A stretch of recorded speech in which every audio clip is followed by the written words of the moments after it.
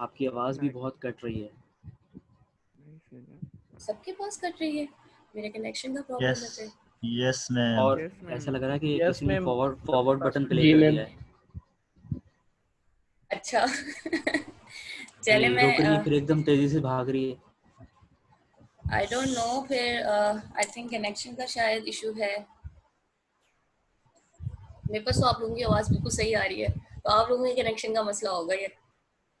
हमारी आवाज सही आ रही है तो हमारे कनेक्शन सही है ना। आपकी आवाज सही नहीं आ रही, मतलब आपके कनेक्शन में इशू है। ओके, अब आपको आवाज़ सही आ रही है मेरी? हाँ, जब नहीं पढ़ा रही तब सही आ रही है। ओके सही सही समझ गई हूँ मैं। नहीं, झूठ नहीं बोल रहे थे, वाकई आवाज में मसला था। चले मैं ऐसा करती हूँ, थोड़ा सा आराम से बोलती हूँ और टाइम टू टाइम मैं आप लोगों से पूछ लेती हूँ कि यू कैन हियर ओके और ओके आप मैम, जाग ओके। रहे हैं या नहीं, ठीक है? नहीं नहीं, हम देखिए, जाग ही रहे हैं। हाँ हाँ वो तो सही है। तो देखें, डिकम्पोजिशन की हम बात कर रहे थे, तो हमारे पास ये दो प्रॉपर्टीज हैं जब भी हम टेबल को डिकम्पोज कर रहे होते हैं। डिकम्पोज का क्या मतलब है? हम स्प्लिट कर रहे होते हैं। वी नो दैट कि हमारा जो नॉर्मलाइजेशन का पूरा प्रोसेस है उसमें हम क्या करते हैं, हम अपने टेबल को डिकम्पोज ही कर रहे होते हैं on the basis of functional dependencies. हम उसमें से पार्शियल डिपेंडेंसी रिमूव करते हैं जो कि हमारे टेबल में रिडंडेंसी इंप्रूव करती है। सिमिलरली ट्रांजिटिव डिपेंडेंसी, उसकी वजह से भी हमारे टेबल में रिडंडेंसी आती है। तो इन रिडंडेंसी को खत्म करने के लिए हम टेबल में क्या करते हैं, डीकम्पोजिशन करते हैं, ठीक है? तो डीकम्पोजिशन जब भी हम कर रहे होते हैं, so you should keep in mind कि हमारी डीकम्पोजिशन जो है ये दो प्रॉपर्टीज को फॉलो करें, ठीक है? डिकम्पोजिशन की दो प्रॉपर्टीज होती है कि जब भी आप अपने टेबल को डिकम्पोज करें तो जब वो जो उसकी डिपेंडेंसी है वो प्रिजर्व रहे उसके चाइल्ड टेबल में भी। अगर मैं फॉर एग्जांपल, मेरे पास एक होल डेटाबेस है, उसमें मैंने कोई कंस्ट्रेंट अप्लाई किया है, ठीक है? तो जब मैं उसे डिकम्पोज कर रही हूँ तो मेरे वो कंस्ट्रेंट उन डिकम्पोज टेबल में भी हों। ऐसा नहीं है कि अब देखें, जब हमने एग्जांपल दी थी नॉर्मलाइजेशन की, यू हैव सीन कि हमने लेक्चर में पूरी एग्जांपल को डिस्कस किया था, एक एक स्टेप उस पर अप्लाई किए। तो आपने देखा कि जो हमारा लार्ज टेबल था वो हमें एक्चुअल रिक्वायरमेंट में मिला था ना। अब आपने असाइनमेंट भी देखा है, आपके पास असाइनमेंट के अंदर फॉर्म्स हैं, उन फॉर्म्स में से आपने डेटा को टेबल में पहले फिल करना है, फिर उसकी फर्स्ट नॉर्मल फॉर्म में लेकर आना है। ऐसा है असाइनमेंट में, आपने उसे फर्स्ट नॉर्मल फॉर्म में लेकर आएंगे, जो मिसिंग वैल्यू होगी वो आप अपने हिसाब से डिफॉल्ट कोई भी वैल्यू फिल करेंगे उसमें, और जब वो फर्स्ट नॉर्मल फॉर्म में आ जाएगा उसके बाद आप उसमें से डिपेंडेंसीज निकालेंगे और on the basis of those dependency आप क्या करेंगे, टेबल को डीकम्पोज करेंगे। तो जब हम थर्ड नॉर्मल फॉर्म तक डिकम्पोजिशन कर रहे होते हैं तो हमारी ये जो डिकम्पोजिशन की प्रॉपर्टी है डिपेंडेंसी प्रिजर्वेशन, तो ये आपकी जो है बिल्कुल ठीक रहती है, ठीक है? इस प्रॉपर्टी की वायलेशन नहीं होती। क्यों नहीं होती?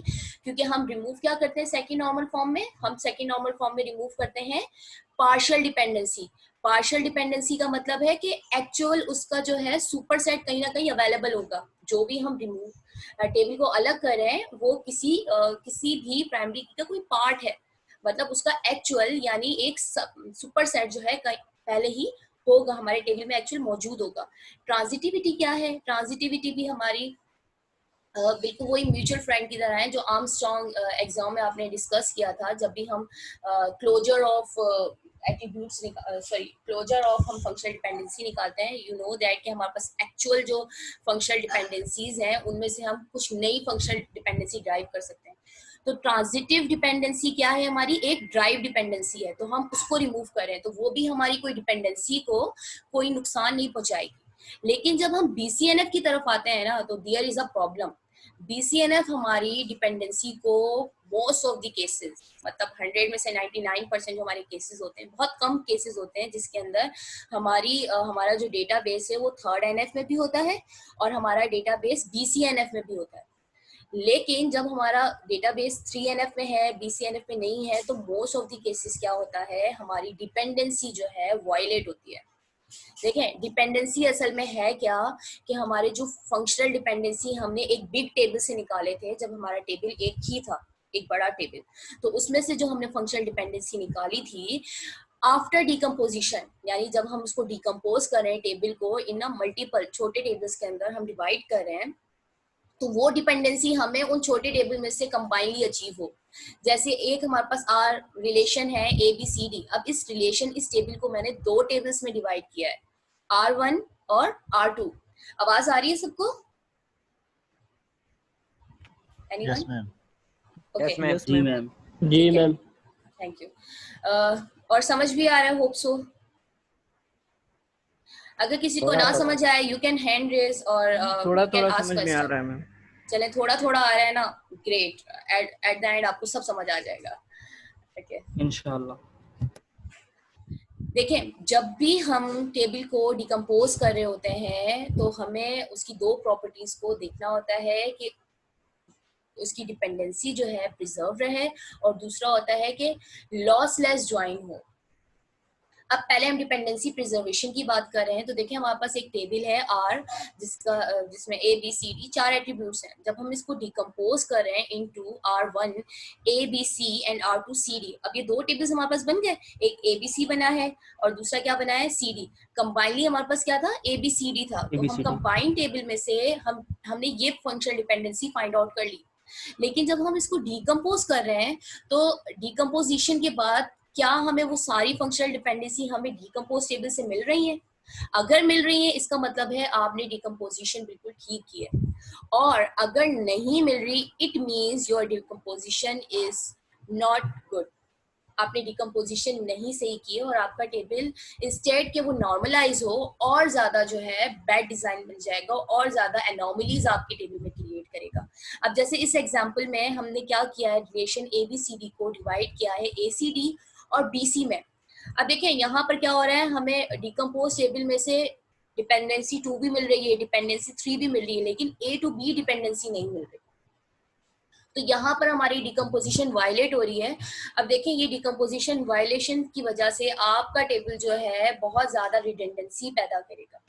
ये आप ट्राई कर लें, हमारे पास जितने भी जब भी हम डिकम्पोज कर रहे होते हैं on the basis of functional dependency जो है हम क्या करते हैं, डिकम्पोज करते हैं। लेकिन जब भी हम थर्ड नॉर्मल फॉर्म से BCNF की तरफ आते हैं तो हमारी यहाँ पे डिपेंडेंसी वायलेट होती है। क्यों? क्योंकि हम क्या करते हैं, मतलब वो एट्रीब्यूट जो कैंडिडेट की नहीं है, ठीक है, जो हमारी डिटर्मिनेंट कैंडिडेट की नहीं है उनको हम अलग कर रहे होते हैं, जो कि किसी ना किसी और कैंडिडेट की का सबसेट हो सकते हैं। हमने पार्शियल डिपेंडेंसी में से सिर्फ प्राइमरी एट्रीब्यूट के जो सबसेट थे उसको रिमूव किया था। कैंडिडेट की के जो है सबसेट अगर हमारे टेबल में एग्जिस्ट करते हैं और हम उनको रिमूव कर दें तो इससे हमारी डिपेंडेंसी वायलेट होती है। तो हमारी एग्जाम्पल में भी अगर आप देखें यहाँ पर कि जो हमारी एक्चुअल, ये सारी हमारी क्या है, एक्चुअल फंक्शनल डिपेंडेंसी है जो कि हमने कैलकुलेट की थी फ्रॉम अ बिग टेबल। लेकिन जब हम उसे डिकम्पोज कर रहे हैं BCNF में, ठीक है, BCNF के बाद जब हमने डिकम्पोज किया, आप देखें property number and property address, ये हमें जो है इस टेबल से मिल जाएगा। ये जो हमारा टेबल है इस टेबल से हमें प्रॉपर्टी नंबर और प्रॉपर्टी एड्रेस अचीव हो रहा है। अगर मैं देखूं staff number and S name, yes this can achieve from this relation. अगर मैं यहाँ पे देखूं स्टाफ नंबर आई डेट से मुझे कार रजिस्ट्रेशन मिल जाए, यस इस टेबल से हमें ये मिल रहा है। स्टाफ नंबर से आई डेट आई टाइम, इन तीनों से मुझे प्रॉपर्टी नंबर और कमेंट्स मिल जाए तो वो हमें इस टेबल से मिल रहा है, ठीक है। तो यहाँ पर अगर मैं बात करूं car registration I date and I time, you can see car registration I date यहाँ पर है और आई टाइम यहाँ पर, कार रजिस्ट्रेशन यहाँ पे एग्जिस्ट नहीं कर रहे हैं, so this can violate our dependency. तो BCNF के अंदर जब भी हम आते हैं तो हमारी डिपेंडेंसी वायलेट होती है। So we have to choose one thing, या तो हम अपनी डिपेंडेंसी को वायलेट करें या फिर हम क्या करें, थर्ड नॉर्मल फॉर्म से स्ट्रॉन्गर नॉर्मल फॉर्म यानी BCNF में आए। यू नो दैट कि BCNF क्या है, हमारी एक स्ट्रॉन्गर नॉर्मल फॉर्म है, 3.5 जिसे भी कहते हैं, थर्ड नॉर्मल फॉर्म का स्ट्रॉन्गर वर्जन है। तो मोस्ट ऑफ द केसेस अगर आपने प्रीवियस एग्जांपल देखी है तो हमने BCNF को चूज किया और अपनी डिपेंडेंसी वायलेट किया है। For the sake of understanding just आपको ये बताना है कि यहाँ पे डिपेंडेंसी वायलेट हो रही है, उसके लिए मैंने BCNF चूज किया, ठीक है। तो इट्स डिपेंड कि आप क्या करते हैं। अगर आपकी डिपेंडेंसी जो वायलेट हो रही है वो आपके डेटाबेस में एज सच मतलब प्रॉब्लम क्रिएट नहीं कर रही तो you choose BCNF, otherwise we choose weaker form of BCNF that is 3NF। तो हम क्या करते हैं BCNF में नहीं जाते और 3NF पर ही हम क्या करते हैं, स्टॉप करते हैं। ठीक है। तो डिकम्पोजिशन में एक होता है dependency preservation, and the next thing is कि जब भी हम डिकम्पोज करें तो टेबल को इस तरह डिकम्पोज करें कि जब दोबारा उसको ज्वाइन करें तो वो सेम टेबल आए। अभी एक टेबल हमारे पास अलग है और जब हम उसको डिकम्पोज करें तो हमें कोई नई चीज मिल रही है ना, तो ऐसा ना हो। जब भी हम टेबल को डिकम्पोज करें हमें टेबल को इस तरह डिकम्पोज करना है कि एट द एंड जब हमें एक जो डिकम्पोज टेबल मिले और उनको दोबारा हम ज्वाइन करें तो वापस हमें वो ओरिजिनल फॉर्म में मिले। सो यहाँ देखें एग्जांपल थी हमारी, एक मिनट,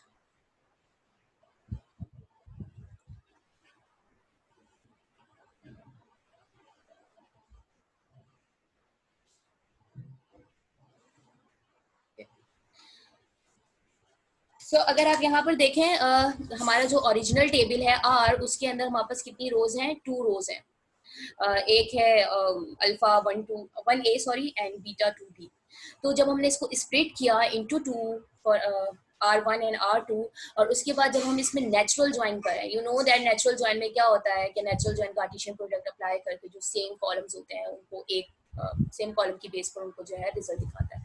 सो यहाँ पर क्या हो रहा है, जब उसका नेचुरल ज्वाइन करें तो हमारे पास सेम रिजल्ट आ रहा है। जबकि अगर हम एक और एग्जांपल देखें, यहाँ पर देखें जो हमारा एक्चुअल टेबल था उसके अंदर हमारे पास कितनी रोज थी, 2, लेकिन हमने इसको डीकम्पोज ऐसे किया। अब देखें आप डीकम्पोजिशन में आप हमारे एट्रीब्यूट्स देखें कि मैंने आईडी और नेम और दूसरे में क्या रखा है, name, state, city and salary.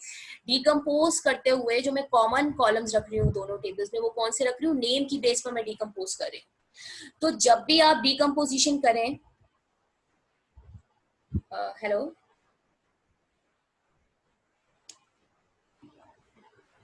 Hello, आवाज सही नहीं आ रही यार, आवाज कट रही है मैम। मैम बहुत डिस्टॉर्शन आ रही है। ये डिस्टॉर्शन आ रही है। तो फिर मैं अपना नेट चेंज करती हूँ, but it takes time for that. Just give me 5 minute, okay.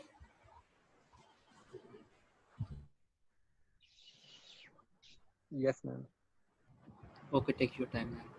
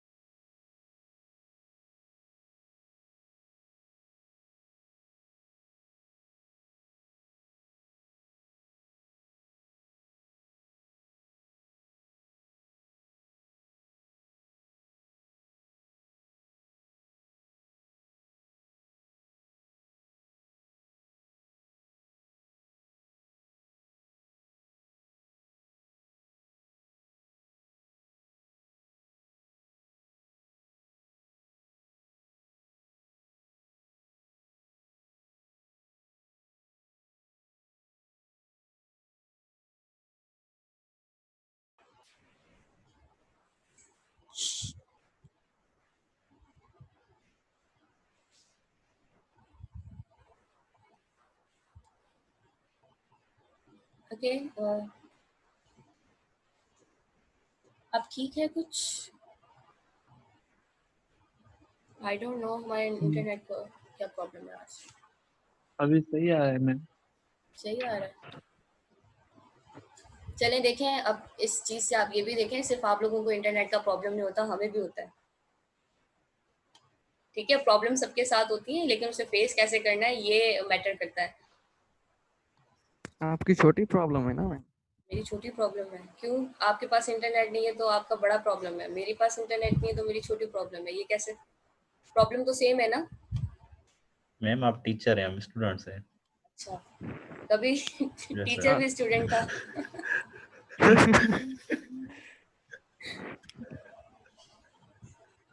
चलें, अब आवाज सही आ रही है? Yes ma'am. होप सो के अभी तो सही ठीक हो। आ रही है।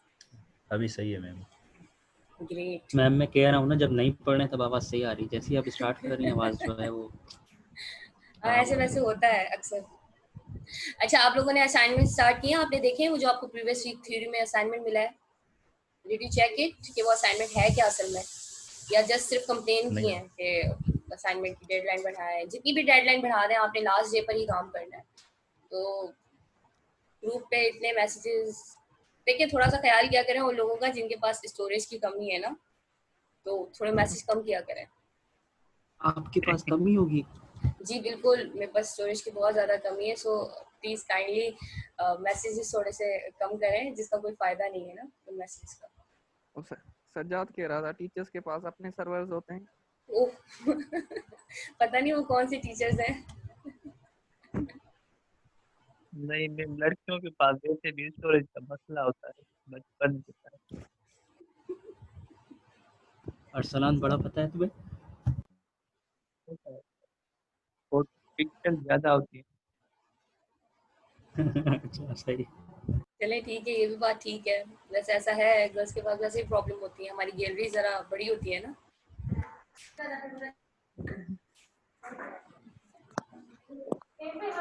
ओके, तो कंटिन्यू करें हम यहाँ पे लॉसी डिकम्पोजिशन को।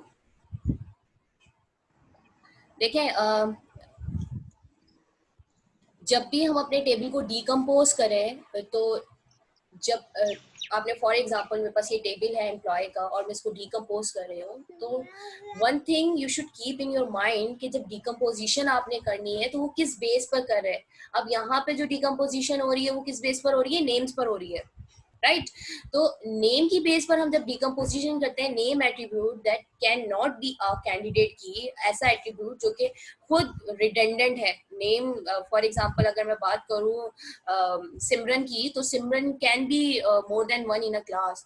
सो अगर मैं नेम की बेस पर मैं टेबल को स्प्लिट कर रही हूँ और ज्वाइनिंग हम नेम की बेस पे कर रही हूँ, तो वहां पर आपकी जो टेबल है वो हमारा जो है मतलब एक बहुत ही गलत हमें रिजल्ट देगा इन अ ज्वाइनिंग।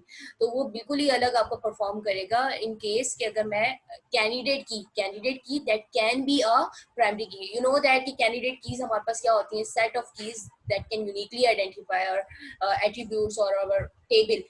तो हम कैंडिडेट की बेस पर डिकम्पोज करते हैं। अगर आप किसी ऐसी एट्रीब्यूट की बेस पर डिकम्पोजिशन कर रहे हैं जो कि खुद रिडेंडेंट है, तो हमारा जो नेचुरल ज्वाइन होगा वो तो रिडेंडेंट होगा।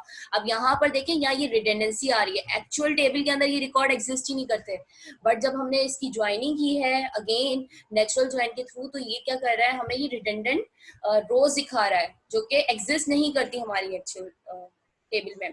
अच्छा, मैंने वीडियो लेक्चर में ये भी बताया था इसको हम लॉसी क्यों कह रहे हैं। अगर आप देखें तो हमारे पास लॉस तो नहीं हो रहा, रोज हमारे पास ज्यादा आ रही है, कम नहीं आ रही, लेकिन हम लॉसेस को इसलिए कहते हैं क्योंकि ये रिडेंडेंसी क्या करती है? हमारे डेटाबेस में इनकंसिस्टेंसी बढ़ाती है।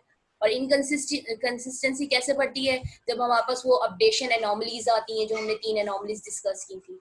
अगर वो हमारी 3 एनॉमलीज आएंगी तो हमारे डेटाबेस में इनकंसिस्टेंसी आएगी, और जो कि हमारे डेटाबेस की डिकम्पोजिशन को लॉसी बनाती है। तो अगर आपकी डिकम्पोजिशन लॉसी हो रही है, इंस्टेड कि आपके पास एक टेबल है और आप उसको फर्दर जो है अब जो डिवाइड कर रहे हैं, कोई ऐसी कैंडिडेट की नहीं है जिसकी बेस पर आप उसको फर्दर जो है स्प्लिट कर सकें, डिकम्पोज कर सकें, तो हम क्या करते हैं? वहां पे स्टॉप कर देते हैं डिकम्पोजिशन। हाउ यू नो कि हमने अपने नॉर्मलाइजेशन का प्रोसेस कब तक स्टॉप करना है? जब आप देखें कि आपके जो टेबल है एट द एंड, जो आपके पास टेबल बचा हुआ है, इसके अंदर मजीद कोई रिडेंडेंसी नहीं है, ठीक है? थर्ड नॉर्मल फॉर्म के बाद मोस्ट ऑफ द केसेस जो हमारी रियल लाइफ जो हमारे डेटाबेस सिस्टम होते हैं वो थर्ड नॉर्मल फॉर्म तक नॉर्मलाइज हो जाते हैं, क्योंकि उसमें जो मेन डिपेंडेंसी होती है ना, पार्शियल और ट्रांजिटिव डिपेंडेंसी, वो हमारे टेबल से रिमूव हो जाती है। लेकिन अगेन अगर आपके टेबल में अगेन और डिपेंडेंसी है और आपका टेबल जो है डिपेंडेंसी को वायलेट नहीं कर रहा। अब आप देखिए, मैंने आपको बताया कि BCNF हमेशा हमारी जो है डिपेंडेंसी को, मोस्ट ऑफ द केसेस कुछ केसेस में नहीं होता, otherwise most of the cases में BCNF जब भी हम अप्लाई करते हैं अपनी नॉर्मलाइजेशन प्रोसेस में, तो वो क्या करता है, हमारी डिपेंडेंसी को वायलेट करता है। तो आपने चेक करना है BCNF के बाद क्या आपकी डिपेंडेंसीज वायलेट हो रही हैं। अगर आप देख रहे हैं कि आपकी बहुत ज्यादा, तकरीबन अब यहाँ पर देखें हमारी डिपेंडेंसी 2 डिपेंडेंसी वायलेट हुई है, तो अगर आप देख रहे हैं कि आपकी डिपेंडेंसी वायलेट हो रही है और dependency is more important then कि आप जो है इसे स्ट्रॉन्ग नॉर्मल फॉर्म में लाएं, तो हम क्या करते हैं, स्टॉप कर देते हैं अपनी नॉर्मलाइजेशन का प्रोसेस। ठीक है, तो डिकम्पोज करते हुए भी आप ये देखें, जब भी आप डिकम्पोज कर रहे हैं टेबल को, आपने फंक्शनल डिपेंडेंसीज निकाली हैं और उसकी बेस पर जब आप डिकम्पोज कर रहे हैं और आपकी डिकम्पोजिशन जो है बेस कर रही है किसी लॉसी रिजल्ट जो है आपका उसका लॉसी आ रहा है, आपने डिकम्पोज कर दिया टेबल को, उसके बाद आप उसे नेचुरल ज्वाइन के थ्रू करके देखें क्या ये मतलब रिजल्ट जो है एक्चुअल रिजल्ट दिखा रहा है। अगर दिखा रहा है it means you are right, आप बिल्कुल सही ट्रैक पे जा रहे हैं। Otherwise it means you are violating the properties of decomposition और आपका टेबल इंस्टेड कि वो जो है नॉर्मलाइज फॉर्म में जाने के बजाय और ज्यादा जो है इनकंसिस्टेंसी जो है आपके डेटाबेस में जनरेट करेगा। ठीक है, समझ आ रहा है ये? चले एक मैं एग्जांपल देती हूँ आप लोगों को। If you are all in और सब जाग रहे हैं तो मैं एक एग्जांपल लिखती हूँ और आप मुझे बताएं कि ये जो है लॉसी है कि चेक करते हैं। मेरे पास एक टेबल ले लेती हूँ। सब मुझे सुन रहे हैं? अब आप लोग सब अनम्यूट हो सकते हैं। Yes ma'am. ओके, इस Yes, क्लास में ma'am. गर्ल्स नहीं है मेरे ख्याल से, या है? ओके, सो मेरे पास एक ये रिलेशन है और मैं कुछ फंक्शनल डिपेंडेंसीज की बना देती हूँ। फंक्शनल डिपेंडेंसी इसकी मैं उससे लिख रही हूँ। डी से मुझे फॉर एग्जांपल मिल जाता है ए, और मुझे क्या मिल रहा है, और सी से मुझे मिल रहा है एफ। ठीक है, ये मेरी फंक्शनल डिपेंडेंसी है और मैं इससे क्या कर रही हूँ, डिकम्पोजिशन इसकी करते हैं हम। तो डिकम्पोजिशन के बाद मेरे पास कोई एक टेबल बना लेते हैं हम, ACD, सॉरी, और दूसरा टेबल बना लेते हैं हम, कोई सभी टेबल बना लेते हैं, A, okay, A, D and B, और रिलेशन एक और बनाते हैं, रख लेते हैं, और एक और रिलेशन बनाते हैं हम इसमें से C, E, F, और एक और बनाए, या आई थिंक इनफ। चले अब आप ये देखें, मेरे पास ये एक टेबल है और मैंने इसको डिकम्पोज किया। ठीक है, तो एक्चुअल में हमारे पास जो फंक्शनल डिपेंडेंसीज हैं जो मैंने इसमें फाइंड आउट की हैं वो दो हैं। FD1 है हमारी, कोई D से हम A और B को फाइंड आउट कर सकते हैं और C से हम EF को फाइंड आउट कर सकते हैं। ठीक है, तो अब आप मुझे ये बताएं कि आफ्टर द डिकम्पोजिशन क्या हमारी जो एक्चुअल डिपेंडेंसी है वो हमारी डिकम्पोज टेबल में है या नहीं, क्या ये हमारी डिपेंडेंसी को वायलेट कर रहा है या नहीं। आपने इसकी डिपेंडेंसी प्रिजर्वेशन चेक करनी है, डिपेंडेंसी हमारी प्रिजर्व है या नहीं। है मैम। कितनी तरफ से है? मैम ये दो डिपेंडेंसीज हैं ना, R2 में A B को हम फाइंड कर सकते हैं D से। D से हम A B निकाल सकते हैं R2 में, और yes ma'am. Second functional dependency R4 में। ओके, R4 में। अगर मैं एक और यहाँ पर फंक्शनल डिपेंडेंसी डाल दूंगी, कम लग रही है मुझे। Yes ma'am.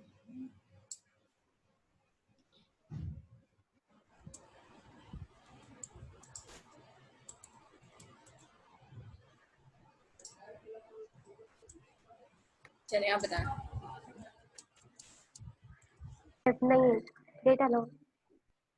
नहीं, लॉसी। लॉस थोड़ा ही लेते हैं। बिल्कुल। लॉसी अब तो आप देखें जब ये कोई A to नहीं F आप देख रहे हैं तो हमारी नहीं। डिकम्पोज टेबल में हमें कहीं पे भी ये डिपेंडेंसी नहीं मिल रही A to F, नहीं। और we can find A to F। सो जब भी हमारे पास डिपेंडेंसी, जब भी हम डिकम्पोज करें तो हम किस बेसिस पे कर रहे होते हैं, हम उसकी decomposition on the basis of मतलब वो एट्रीब्यूट जो कि कैंडिडेट की उनकी बेस पर कर रहे होते हैं हम डिकम्पोजिशन, जो कि यूनिकली आइडेंटिफाई कर रहे होते हैं आपके रिकॉर्ड को। तो ये एक छोटा सा टिप है, जब भी आप डिकम्पोजिशन करें तो वैसे हमने जितने भी नॉर्मलाइजेशन का प्रोसेस किया है उसके अंदर हमारी जो डिकम्पोजिशन होती है वो लॉस लेस होती है। लॉस लेस का मतलब है हमारी डिकम्पोजिशन बिल्कुल सही होती है। क्यों? क्योंकि हम कर क्या रहे होते हैं, हम पार्शियल डिपेंडेंसी रिमूव कर रहे होते हैं जो कि किसी भी तरह कैंडिडेट की पर कोई भी प्रॉब्लम जनरेट नहीं करी, उसका एक्चुअल वर्जन पड़ा होता है, वो कोई सबसेट होता है जिस सबसेट को हम अलग से रख देते हैं। सिमिलरली ट्रांजिटिविटी को रिमूव कर रहे हैं, वो भी हमारे एक्चुअल टेबल में से drive, you know that transitivity क्या है, एक ड्राइव हमारी फंक्शनल डिपेंडेंसी है, तो वो भी हमारे एक्चुअल टेबल पे प्रॉब्लम जनरेट नहीं कर रही होती। लेकिन हम अगर फॉर एग्जांपल डिकम्पोज कर रहे हैं और अपनी मर्जी से रैंडमली अगर टेबल्स को डिवाइड कर रहे हैं और आप प्रोसेस को फॉलो नहीं कर रहे, बस नॉर्मलाइजेशन में उठे और बस जैसे स्टार्ट किया और डिकम्पोज करना शुरू कर दिया, तो यहाँ देखें ये बहुत बड़ा मसला आ जाता है। अक्सर स्टूडेंट्स क्या करते हैं, फंक्शनल डिपेंडेंसी बस जब भी निकाल रहे होते हैं तो उनमें उनको काफ़ी प्रॉब्लम होती है कि कौन सी फंक्शनल डिपेंडेंसी हमारी हो या ना हो। तो जब भी आप फंक्शनल डिपेंडेंसी डाइव करें ना, क्योंकि हमारी डिकम्पोजिशन या हमारी डिपेंडेंसी प्रिजर्वेशन की जो बात करते हैं हम, ये सारी डिपेंड करती है आपकी फंक्शनल डिपेंडेंसी पर। अगर आपकी फंक्शनल डिपेंडेंसी सही नहीं है तो इट मीन्स कि आपका पूरा नॉर्मलाइजेशन का प्रोसेस ही खराब है। देखें जब भी आप फंक्शनल डिपेंडेंसी निकालें, अब देखें यहाँ पर जो हमारे पास डेटा है, यू कैन सेंस के हमारे पास जो प्रॉपर्टी नंबर है वो इजीली प्रॉपर्टी एड्रेस को आइडेंटिफाई कर सकता है। इसके लिए मुझे एक एक को चेक करने की जरूरत ही नहीं है क्योंकि ये मीनिंगफुल डेटा है हमारे पास। जब हमारे पास नॉन मीनिंगफुल डेटा है, अगर मेरे पास वैग डेटा हो in the form of, for example यहाँ पर प्रॉपर्टी नंबर की जगह A लिखा हुआ है, आई डेट की जगह B लिखा हुआ है, आइटम की जगह C लिखा हुआ है, अगर मेरे पास इस तरह के एट्रीब्यूट हो, जो कि अभी हमने एग्जाम्पल में देखा कि हमारे पास रिलेशन था ABCD, तो जब हमारे पास इस तरह के एट्रीब्यूट्स होते हैं वहां पे हमें ज्यादा प्रॉब्लम होती है। इंस्टेड कि जब हमारे पास मीनिंगफुल डेटा हो, तो जब हमारे पास मीनिंगफुल डेटा होता है तो हम उसमें से डिपेंडेंसी और उसमें से जो हमारी फंक्शनल डिपेंडेंसी है वो इजीली आइडेंटिफाई कर सकते हैं। अब यहाँ पे देखें प्रॉपर्टी नंबर और प्रॉपर्टी एड्रेस, अगर आप देखें तो you know that property number को अगर आप किसी और के साथ देखें तो वो कहीं पर भी जो है आइडेंटिफाई नहीं कर रहा। प्रॉपर्टी नंबर देखें आई डेट को आइडेंटिफाई नहीं कर रहा, ना ही आई टाइम को आइडेंटिफाई कर रहा है, क्योंकि प्रॉपर्टी नंबर हमारा क्या है, रिपीट हो रहा है। जब भी आप, एक और चीज है, जब भी आपके पास कोई कॉलम ऐसा है जस्ट लाइक आई टाइम को देखें, इसमें कोई भी वैल्यू रिपीट नहीं हो रही, अगर ये इसकी कोई भी वैल्यू रिपीट नहीं हो रही, इट मींस कि ये जो है फंक्शनल डिपेंडेंसी हमारी बन सकती है। ऐसा एट्रीब्यूट जो कि हमारा जिसके अंदर हमारी कोई रिपीटिशन ना हो, जो कि हमारा यूनिक हो, तो जब वो खुद यूनिक है तो उसके बाद वो जो आइडेंटिफाई करता है तो वो तो भले रिपीटेड हो, जब हमारा डिटर्मिनेंट यूनिक है तो it can easily identify any जो डिपेंडेंट है उसको इजीली आइडेंटिफाई करता है। अब यहाँ पे प्रॉपर्टी नंबर खुद रिपीट हो रहा है तो हमें यहाँ पे चेक करना पड़ रहा है कि ये किस मतलब PG4 जो है किसको आइडेंटिफाई करे। अब आप देखें एक्चुअल टेबल की अगर मैं बात करूं तो वहाँ पे ये PG4 उसका एड्रेस यही था, लेकिन in to make it in first normalise form हमने क्या किया, डेटा की रिपीटिशन की। और अगर आपको याद हो हमने एक और कॉन्सेप्ट डिस्कस किया था मल्टी वैल्यू डिपेंडेंसी का। तो जब हम ये फर्स्ट नॉर्मल फॉर्म से जब सेकेंड नॉर्मल फॉर्म में आते हैं तो ये जस्ट हमारे प्रोसेस को बिल्कुल सही नहीं करता। इसके अलावा भी सम ऑफ द केसेस हमारे पास क्या होता है, हमारा टेबल थर्ड नॉर्मल फॉर्म के बाद भी हमारे पास क्या आती है, मल्टी वैल्यू डिपेंडेंसी आती है। अब ये जो हमारा टेबल है, अगर मैं इसको देखूं, BCNF तक हमने इसे कवर किया था। अब आप देखें इसमें क्या आपको कोई मल्टी वैल्यू डिपेंडेंसी नजर आ रही है?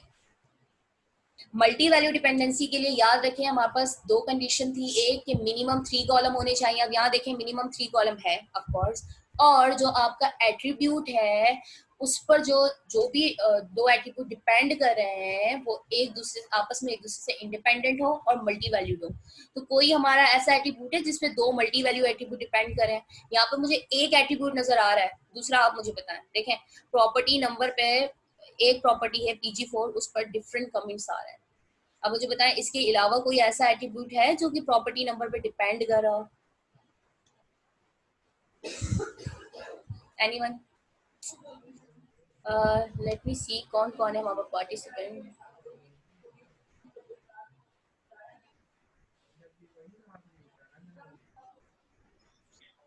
जी अब्दुल सत्तार,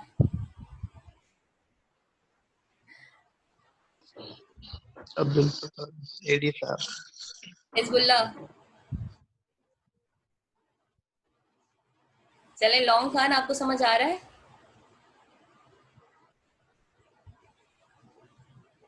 हेलो,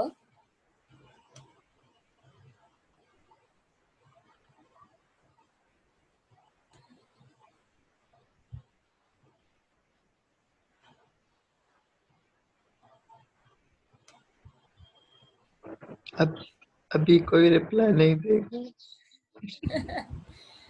चले अरसलान आप बताएं, आपको समझ आ रहा है? हाँ नहीं, थोड़ा थोड़ा मैडम आया, आधे में आया हूँ अभी। आधे में आए हैं। आपने लेक्चर सुने थे? नहीं मैम, आज सारा दिन डीबीएस में करूँगा, कल सीए को दिया था। मैम क्वेश्चन रिपीट करें, बताते हैं। क्वेश्चन रिपीट करूँ? अच्छा चले यस ठीक है। मैम। मैंने जैसे ये पूछा, मल्टी वैल्यू डिपेंडेंसी मैंने लेक्चर में बताई थी आपको। मल्टी जी जी वैल्यू मैम। डिपेंडेंसी क्या होती है हमारी? जब भी हमारे पास एक एट्रीब्यूट हो हमारे डेटा टेबल के अंदर जिसकी कॉरस्पॉन्डिंग हमारे पास मल्टी वैल्यूज हो। पहले मैं आपको दिखा देती हूँ, ये एक एग्जांपल है। आई थिंक ये मैंने वीडियो लेक्चर में डिस्कस नहीं की थी। फॉर एग्जांपल मेरे पास एक एसआईडी है, ठीक है, तो इसके कॉरस्पॉन्डिंग हमारे पास डिफरेंट कोर्सेज हैं। एक आईडी के कॉरस्पॉन्डिंग डिफरेंट कोर्स, मतलब क्योंकि एक आईडी एक स्टूडेंट जो है डिफरेंट कोर्स में एनरोल हो सकता है। सिमिलरली एक स्टूडेंट की डिफरेंट हॉबीज भी हो सकती हैं। अगर आप देखें, कोर्स और हॉबी का आपस में कोई रिलेशनशिप नहीं है। इनका रिलेशनशिप किसके साथ है? स्टूडेंट के साथ। अब यहाँ पे देखिए, एक स्टूडेंट के लिए मल्टीपल कोर्स है और एक ही स्टूडेंट के लिए मल्टीपल हॉबीज हैं। तो इस तरह की कंडीशन अगर आप अपने टेबल्स में देखें, अब आप जो हमने अभी स्टाफ ब्रांच वाला टेबल देखा था, तो उसमें इस तरह की आपको कहीं कंडीशन नहीं नजर आ रही होगी। अगर कोई भी दो कॉलम किसी तीसरे कॉलम पे डिपेंड कर रहे हो और वो दो कॉलम आपस में इंडिपेंडेंट है, तो हम कहेंगे यहाँ पे क्या है? मल्टी वैल्यू डिपेंडेंसी है। ठीक है, तो मल्टी वैल्यू डिपेंडेंसी जब आ जाती है तब हम किस पर जाते हैं? फोर्थ नॉर्मल फॉर्म पे जाते हैं, वरना बस हम थर्ड नॉर्मल फॉर्म के बाद स्टॉप कर देते हैं अपनी नॉर्मलाइजेशन का प्रोसेस। ये एक क्वेश्चन अपीयर होता है कि हम नॉर्मलाइजेशन का प्रोसेस कहाँ तक लेकर जाएं। तो थर्ड नॉर्मल फॉर्म तक तो आप लेकर जाएं अपने नॉर्मलाइजेशन के प्रोसेस को, ठीक है। हो सकता है कि आप सेकंड नॉर्मल फॉर्म में ही आपके पास कोई ट्रांजिटिव डिपेंडेंसी ना हो, तो आपकी जो नॉर्मलाइजेशन है वो वहीं पे खत्म हो जाएगी। लेकिन अगर स्टिल यू सी कि आपके पास कोई ट्रांजिटिव डिपेंडेंसी एग्जिस्ट कर रही है, तो हम किस पे जाते हैं? थर्ड नॉर्मल फॉर्म पे जाते हैं। फिर थर्ड नॉर्मल फॉर्म के बाद अब ये आपके ऊपर डिपेंड करता है कि आपको क्या चाहिए। आपको जो है weaker form of third normal form चाहिए, या आपको डिपेंडेंसी को वायलेट करना है। क्योंकि मैंने आपको बताया जो BCNF है हमारा, BCNF वो हमारा डिपेंडेंसी को वायलेट करता है, वायलेट करता है।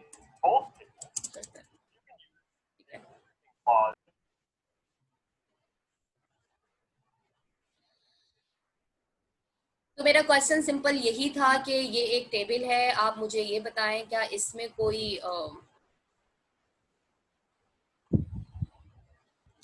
आपको इसमें कोई मल्टी वैल्यू डिपेंडेंसी नजर आ रही है इस टेबल में? This is a question, can you find any multi value dependency in this table? Yes ma'am. जी बताएं कौन सी, बख्तियार? मैम ये कमेंट्स और स्टाफ नंबर है ना, जी ये जी, कमेंट्स और स्टाफ नंबर आपके पास में इंडिपेंडेंट है, लेकिन डिपेंडेंट है प्रॉपर्टी नंबर पे, मुझे अच्छा। शायद ऐसा लग रहा है। कमिंग्स ऑफ स्टाफ नंबर देखें, स्टाफ नंबर खुद एक अगर आप देखें तो हमारे कैंडिडेट की का पार्ट है, और यहाँ पर ये क्या कर रहे हैं? एज अ फॉरेन की भी काम कर रहे हैं। तो हमें ऐसा देखना है कि प्रॉपर्टी नंबर, ये कमेंट्स फुली डिपेंडेंट है प्रॉपर्टी नंबर पे, मैम तो मिडिल डिपेंडेंसी वाले भी चेक टेबल पे करनी आए, है। मिडिल वाले टेबल पर आ मिडिल गई। वाले SG14 ये सेम है, और उनके आई डेट और कार्ड रजिस्ट्रेशन में डिफरेंस है। यहाँ पर नो, यहाँ पर अगर सिर्फ आप देखें एक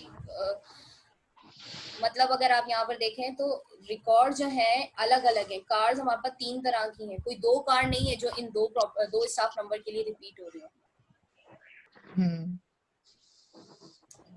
मैम आई थिंक नहीं है शायद इसमें नहीं है। अगर होती तो ऑफ कोर्स इट्स सिंपल, इसका आंसर तो यही था।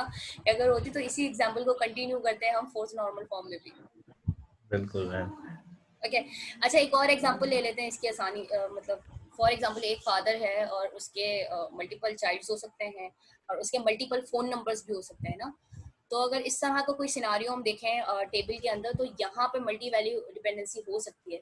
लेकिन क्योंकि जब हम थर्ड नॉर्मल फॉर्म तक आते हैं तो वो जो फोन नंबर वाला है ना, अगर हमारे पास इस तरह के फोन नंबर वाला कॉलम होता है तो हम क्या करते हैं, फादर की आईडी के थ्रू और उसके मल्टीपल फोन होते हैं, वो टेबल पहले से स्प्लिट हो जाता है। तो मल्टी वैल्यू डिपेंडेंसी यानी फोर्थ नॉर्मल फॉर्म तक पहुंचने से पहले पहले हमारी डिपेंडेंसी ऑलमोस्ट खत्म हो जाती है। जितनी भी मैं रियल लाइफ की एग्जांपल की बात करूं डेटाबेस में, तो हमारी जो नॉर्मलाइजेशन है वो BCNF तक मैक्सिमम चलती है। आप एग्जांपल्स देखें, कोई भी एग्जांपल उठाएं, आप देखेंगे आपका टेबल जो है नॉर्मलाइज हो जाएगा before BCNF, third normal form में ही हो जाएगा। लेकिन इन सम केसेस, कुछ बहुत कम केसेस होते हैं जहां पर आपके पास जो है ये मल्टी वैल्यू डिपेंडेंसी आ जाए, और वो भी जस्ट बिकॉज कि आपकी जो डिकम्पोजिशन है उसमें कहीं ना कहीं कोई एरर आ जाता है, तो जिसकी वजह से ये आगे जाकर बहुत ज्यादा मल्टी वैल्यू डिपेंडेंसी पैदा होती है। अदरवाइज आपकी जो है थर्ड नॉर्मल फॉर्म और BCNF तक की आपकी डिपेंडेंसी और रिडेंडेंसी आपके टेबल से खत्म हो जाएगी। ठीक है, तो एनी अदर क्वेश्चन? अगर आपके पास कोई और क्वेश्चन नहीं है तो हम यहाँ पर इसे खत्म करें।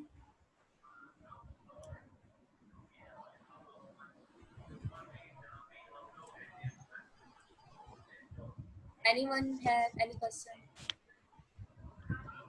अच्छा चले, मुझे ये बताएं, जो असाइनमेंट आपको मिला है आपने उसे रिव्यू किया है? वो असाइनमेंट है क्या, करना क्या है? जी अरसलान। Yes ma'am. बताएं। मैम असाइनमेंट रिव्यू की थी, उसमें टेबल्स इनसाइड जो टेबल्स है ना वो समझ नहीं आया थोड़ा। टेबल इनसाइड टेबल आपको उसमें प्रॉब्लम हो रही है। देखें यस मैम। मेरे पास असाइनमेंट असल में है, तो एक मिनट मैं चेक करती हूँ, जो फिर मैं ओपन कर लेती हूँ।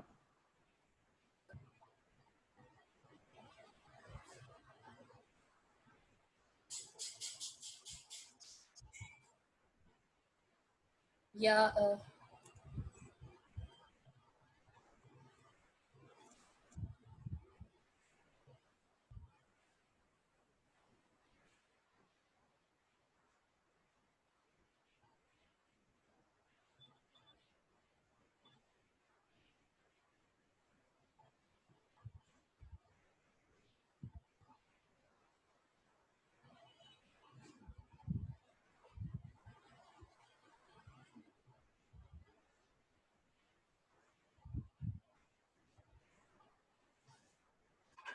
अच्छा, मुझे यहाँ पर एक टेबल मिला है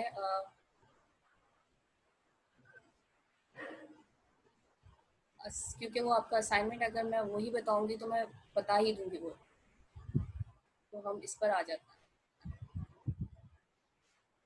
सो आपको स्क्रीन नजर आ रही है? Hope so. कुछ इस तरह का टेबल आपको मिला है? जी जोया।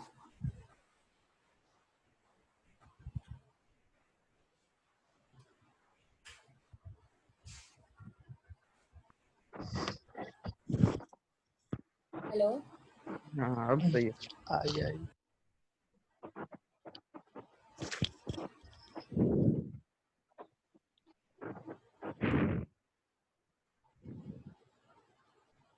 हेलो। हाँ मैम अब नजर आ रही है। Hello yes ma'am. ठीक है, अब अगर आप देखें तो इस तरह का भी आपके असाइनमेंट में एक क्वेश्चन है ना, जिसमें आपको एक फॉर्म दिया हुआ है और उस फॉर्म में से आपने सबसे पहले इसका टेबल बनाना है। तो अगर आप ये देखें, हमने फर्स्ट नॉर्मल फॉर्म के लिए जो हमने एग्जाम्पल उठाया है वो इसी टेबल को रिट्रीव किया है। तो अगर आपके पास कुछ इस तरह से फॉर्म टेबल इनसाइड टेबल है, तो आप एक चीज नोट करें कि वो जो पहला आपके पास यहाँ पे देखेंगे PG4 एक प्रॉपर्टी के लिए यहाँ पर डेटा था, सेकंड प्रॉपर्टी के लिए हमने on the basis of first form हमने ये खुद ही डेटा इसमें फिल कर लिया। तो आपके पास भी जो फॉर्म है असाइनमेंट के अंदर, उसका आप क्या करें, एक टेबल बनाए, यानी एक रो बनाए, वो एक रिकॉर्ड है। ठीक है, देखें उसमें जो भी हमारे एट्रीब्यूट्स हैं, property number, property address, whatever, क्योंकि जो भी उसमें एट्रीब्यूट्स हैं उसके हिसाब से आप जो है वो आप कॉलम बना लें और उसका data according to this fill कर लें। जैसे इसके अंदर हमने क्या किया है, property number, property address, inspection date, आई टाइम, कमेंट्स, इसका हमने कॉलम बनाकर, अब देखें PG4 और 6 लॉरेंस, एक प्रॉपर्टी के अगेंस्ट हमारे पास इतनी सारी वैल्यूज है, तो हमने ये किस तरह इसमें रखा है टेबल में। और बाकी हमारे पास PG16 कहाँ से आया, ये जो है हमारे पास किसी दूसरे फॉर्म से आया है, तो हमने ये क्या किया है, हमने डिफॉल्ट वैल्यूज इसमें रख ली है। तो आपके पास भी जो असाइनमेंट है उसके अंदर आपके पास एक रो है। देखिए नॉर्मलाइजेशन के प्रोसेस में आपके पास सिंपल सैंपल डेटा होता है। अगर आप बात करें तो हमारे पास पूरा डेटाबेस नहीं होता जिसको हम नॉर्मलाइज कर रहे होते हैं, हम टेबल की रिलेशंस को नॉर्मलाइज कर रहे होते हैं। डेटा हमारे पास क्या होता है, सैंपल, और सैंपल डेटा आपके पास कुछ भी हो सकता है। जब भी आप डेटाबेस की डिजाइनिंग करते हैं, क्योंकि आपको पता है नॉर्मलाइजेशन असल में है क्या, एक डिजाइनिंग का ही प्रोसेस है ना, तो जब भी हम डेटाबेस की डिजाइनिंग करते हैं तो हम क्या करते हैं, यूजर से कोई ना कोई डेटा कलेक्ट करते हैं, यूजर से रिक्वायरमेंट कलेक्ट करते हैं। और यूजर से रिक्वायरमेंट कलेक्ट करने के डिफरेंट वेज हैं। यू ऑलरेडी रीड के हमने सॉफ्टवेयर इंजीनियरिंग में पढ़ा है कि रिक्वायरमेंट इंजीनियरिंग के प्रोसेस आपने देखे होंगे, या रिक्वायरमेंट कलेक्शन, हम सॉफ्टवेयर की रिक्वायरमेंट कैसे कलेक्ट करते हैं, वैसे ही डेटाबेस की भी रिक्वायरमेंट लेनी है, इंटरव्यूज के थ्रू या फॉर्म्स फिल करवा लें, तो उसके थ्रू हमने रिक्वायरमेंट्स कलेक्ट करनी है। और on the basis of those requirements हमने, हमारे पास कुछ डमी डेटा आता है, उस डमी डेटा को हम अपने डिजाइन के अंदर फिट करके हम चेक करेंगे क्या ये हमारे डेटाबेस सही काम कर रहा है, रिक्वायरमेंट के अगेंस्ट पूरा उतर रहा है। तो यहाँ पर भी हमारे पास एक्चुअल डेटा नहीं है। तो जो आपके पास एग्जाम्पल है असाइनमेंट के अंदर, जिसके अंदर एक फॉर्म है, जिसके अंदर एक फॉर्म के अंदर एक रिकॉर्ड है, आई डोंट नो, वो मैंने मुझे अभी मिल नहीं रहा, अगर किसी के पास ओपन है तो वो खोल ले। तो उसके अगेंस्ट हमारे पास क्या है, एक रिकॉर्ड है। तो आप ऐसा करें, ऐसा एक और रिकॉर्ड ऐड कर लें, सेम इसी वैल्यू से थोड़ा सिमिलर, आप उसमें वैल्यूज अपडेट करें एंड देन सी कि आपकी जो नॉर्मलाइजेशन का प्रोसेस कैसे होता है। अच्छा, इट्स अप टू यू। अब जैसे यहाँ मैंने फंक्शनल डिपेंडेंसी निकाली, अगर आप देखें तो जरूरी नहीं है सबकी सेम फंक्शनल डिपेंडेंसी निकले, तो वे भी आप इसके अलावा और डिपेंडेंसी निकाल सकते हैं। यहाँ पे मेरी सिर्फ और सिर्फ 6 मैंने फंक्शनल डिपेंडेंसी निकाली, इसके अलावा भी फंक्शनल डिपेंडेंसीज बन सकती हैं। आई टाइम के थ्रू हम और भी वैल्यूज आइडेंटिफाई कर सकते हैं, ठीक है। तो यहाँ पर आई टाइम से P एड्रेस हम फाइंड आउट कर सकते हैं। लेकिन अगर आप ये देखें तो ये कहीं ना कहीं किसी न किसी कैंडिडेट की का सब पार्ट बनेगा, जो कि डेटाबेस में अब बाद में देखें तो ये खुद ही रिमूव हो जाएगा, इस टेबल की हमें जरूरत नहीं पड़ेगी। तो हमारे पास जो है फंक्शनल डिपेंडेंसी जब हम निकाल रहे होते हैं तो जरूरी नहीं है हमारे पास एकदम एक्यूरेट डिपेंडेंसीज आ जाए, इसके लिए आपको प्रैक्टिस की जरूरत है। तो जब आप फंक्शनल डिपेंडेंसीज वगैरह निकालेंगे और डेटा को डमी फिल करें, उसमें देखें क्या रिजल्ट्स में चेंज आ रहे हैं। तो ये जो एग्जांपल है वो इसीलिए था कि आपको प्रोसेस समझ आए कि असल में हम क्या कर रहे हैं, रिलेशंस को असल में जो है नॉर्मलाइज करें on the basis of sample data, ठीक है। तो इसके अलावा जो सेकंड एग्जांपल है उसके अंदर आपके पास डेटा है, वो बहुत इजी एग्जांपल है। वो जो टेबल है ब्लू, वो बिल्कुल अगर आप इस एग्जांपल को फॉलो करें ना तो आप वो इजीली सॉल्व कर सकते हैं। और ये एग्जांपल करवाने का जो है हमारा जो ओवरऑल गोल ही यही था कि आप जो है असाइनमेंट्स इजीली सॉल्व कर सकते हैं। आई थिंक गुड कि अगर आप जो है ये स्टेप बाय स्टेप प्रोसेस को फॉलो करें। जी अच्छा मैम, जी बोले मैम, ये हम जो सैंपल डेटा लेके इसको नॉर्मलाइज कर रहे हैं, फंक्शनल डिपेंडेंसी निकाल रहे हैं, ये तो हम इन टर्म्स ऑफ थ्योरी कर रहे हैं। प्रैक्टिकल में जब करेंगे तो इसका मतलब कैसे सीन होगा? बेटा हम अभी क्या कर रहे हैं, असल में हम अभी डिजाइनिंग कर रहे हैं, डेटाबेस की डिजाइनिंग। तो एक जब भी हम डेटाबेस की डिजाइनिंग कर रहे होते हैं वहां पर हम सैंपल डेटा ले रहे हैं, और अब जो हमारे पास आखिर में जो प्रोडक्ट मिलेगा, हमारे पास जो रिलेशन मिलेंगे, उनको हम जो है फिजिकल डिजाइन में इम्प्लीमेंट करके देन में हम इम्प्लीमेंटेशन की तरफ आएंगे। ये बात समझ आ रही है? On the basis of sample data. अच्छा, normalisation is just not a designing process, it's also a validation process. जब भी हम डेटाबेस की डिजाइनिंग कर रहे होते हैं, आई ऑलरेडी टोल्ड कि हमारे पास दो तरह की अप्रोच होती है, एक टॉप डाउन होती है और एक बॉटम अप होती है। टॉप डाउन यानी हम पहले क्या करते हैं, कोई भी टूल ले लें, कोई भी डिजाइनिंग डायग्रामेटिकल टूल ले लें और उस डायग्रामेटिकल टूल से हम क्या करें, हम डेटाबेस का कॉन्सेप्चुअल मॉडल हाँ कोई कॉन्सेप्चुअल मॉडल बना लें। यू नो कि हमारे पास जो भी यूजर हमें रिक्वायरमेंट देता है तो हम क्या करते हैं, उसका कॉन्सेप्चुअल मॉडल बनाते हैं। कॉन्सेप्चुअल मॉडल कैसे बनता है, यूजर की रिक्वायरमेंट्स को बनता है और उसके लिए हम कोई सा भी टूल यूज कर सकते हैं, एनी डिजाइनिंग और मॉडलिंग टूल। हम उसके लिए डिजाइनिंग और मॉडलिंग टूल हम यूज करते हैं, ठीक है। फिर उसके बाद जब हम बात करते हैं, क्योंकि डिजाइनिंग में हमारे पास सिर्फ कॉन्सेप्चुअल मॉडल नहीं है, फिर हम इस पर आते हैं लॉजिकल डिजाइनिंग पर, that is the actual designing. Logical designing क्या है, मतलब लॉजिकल डिजाइनिंग में हम अपने जो डिजाइन है, जो भी हमारा कॉन्सेप्चुअल मॉडल है, उसे किसमें कन्वर्ट कर रहे होते हैं, जिस मॉडल में हमारा डेटाबेस एग्जिस्ट करेगा। फॉर एग्जाम्पल हम किस पे काम करें, हम रिलेशनल डेटाबेस पर काम कर रहे हैं। हम कौन सा डेटाबेस फॉलो करें, RDBMS। एंड यू नो कि हमारे पास डिफरेंट डेटाबेस एग्जिस्ट करते हैं, ठीक है। एक साइट है, मैं आपको ये साइट बता देती हूँ, आप इस पर जाके रैंकिंग देखें। आजकल जो हमारे पास डेटाबेस की रैंकिंग चल रही है वो कहाँ है, इस साइट पर जाकर आप देखिएगा तो आपको पता चलेगी कि आजकल हमारे पास कौन से डेटाबेस हैं और कौन कौन से यूज हो रहे हैं। तो रिलेशनल डेटाबेस की रैंकिंग सबसे ज्यादा है, हम RDBMS यूज करें तो हमारी जो डेटाबेस है वो किसमें इम्प्लीमेंट होगा, RDBMS इन्वायरमेंट में होगा। तो जो भी हमने कॉन्सेप्चुअल मॉडल बनाया है, अब हम उसे क्या करेंगे, किसमें कन्वर्ट करेंगे, रिलेशनल डेटा मॉडल में कन्वर्ट करेंगे, रिलेशनल डेटा मॉडल। और आपको पता है रिलेशनल डेटा मॉडल का क्या मतलब है, रिलेशंस यानी टेबल्स वाले डेटा मॉडल में लेकर आएंगे, जिसमें हमारे पास टेबल्स होंगे और एट्रीब्यूट्स होंगे। तो नॉर्मलाइजेशन असल में क्या है, जो भी हमने ER डायग्राम से मॉडल बनाया, फिर उसको हमने उसकी ट्रांसलेशन की, रिलेशनल में कन्वर्ट किया, ये आप लोग कर चुके हैं ना। तो लॉजिक नॉर्मलाइजेशन असल में क्या कर रहा है, जो भी आपने ट्रांसलेशन करके आपने एक बना लिया है डिजाइन, उसको वैलिडेट भी कर रहा है। अगर आपके पास ऑलरेडी मतलब आपके पास टेबल्स हैं, तो आप क्या करेंगे, उन टेबल्स पर नॉर्मलाइजेशन की प्रोसेस अप्लाई करके देखेंगे क्या वो टेबल मजीद डिकम्पोज हो सकते हैं। क्या आपने कोई ऐसा टेबल बनाया है जो कि मल्टीपल वैल्यूज या मल्टीपल एट्रीब्यूट्स रख रहा है, जो आपस में एक दूसरे के लॉजिकली कनेक्टेड नहीं है। तो अगर हमारे टेबल्स के अंदर कुछ एट्रीब्यूट्स हैं, we have attributes in a table that are not logical connected,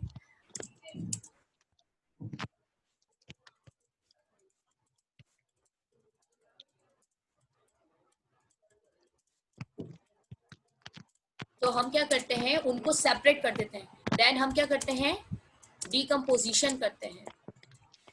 और हमें कैसे पता चलेगा कि एट्रीब्यूट जो टेबल में एक दूसरे के साथ लॉजिकली कनेक्टेड नहीं है, वो हमें कैसे पता चलता है, फंक्शनल डिपेंडेंसी से पता चलता है।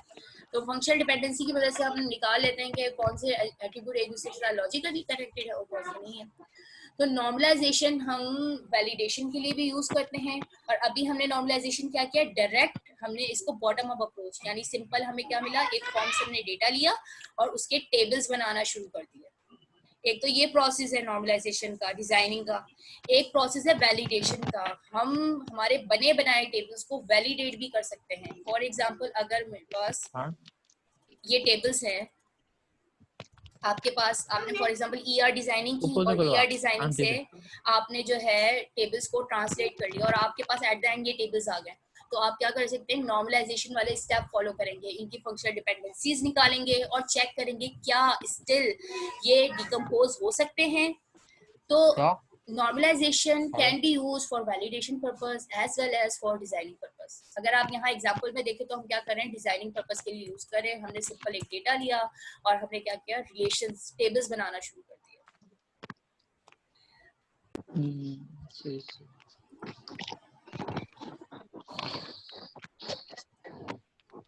जी, इसके अलावा अगर कोई क्यूरी हो। मैम थर्ड एग्जांपल जो है ना असाइनमेंट में नेस्टेड टेबल वाला, उसमें थोड़ी हिंट दे दें, उसमें थोड़ी हिंट दे दें। नेस्टेड टेबल वाले में हिंट दे दें। अच्छा जस्ट अ मिनट, मुझे मिल नहीं रही एग्जाम्पल असाइनमेंट।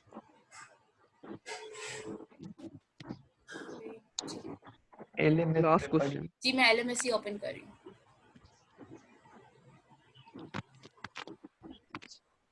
ये लास्ट क्वेश्चन ना आपके टीचर ने एक्स्ट्रा क्वेश्चन रखा है आप लोगों के लिए, एक मिठाई के तौर पर रखा है। सुबह सुबह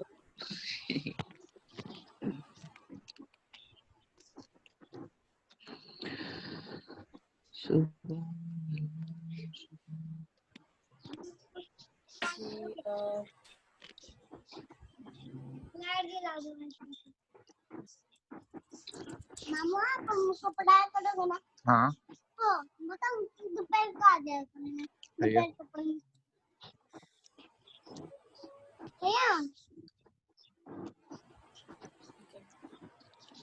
चलिए जी मुझे मिल गया है।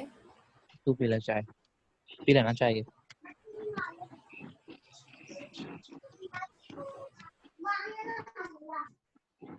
अच्छा यहाँ पर क्या है, अगर आप देखें हमारे पास एक मेन है, फिर नेम है, फिर बर्थडे है, बर्थ डेट है, फिर जॉब हिस्ट्री है।